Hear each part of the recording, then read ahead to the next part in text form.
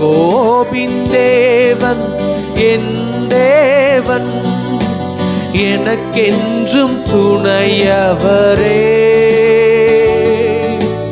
என்னாலும் நடத்துவீரே. ஒரு முறை, யாக்கோபின் தேவன் என் தேவன், எனக்கென்றும் துணையவரே. என்னாலும் நடத்துவாரே.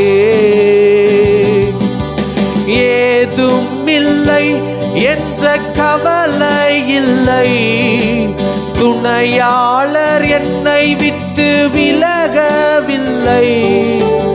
ஏதும் இல்லை, என் வாழ்க்கையில ஏதுமே இல்லைன்னு கவலை இல்லப்பா.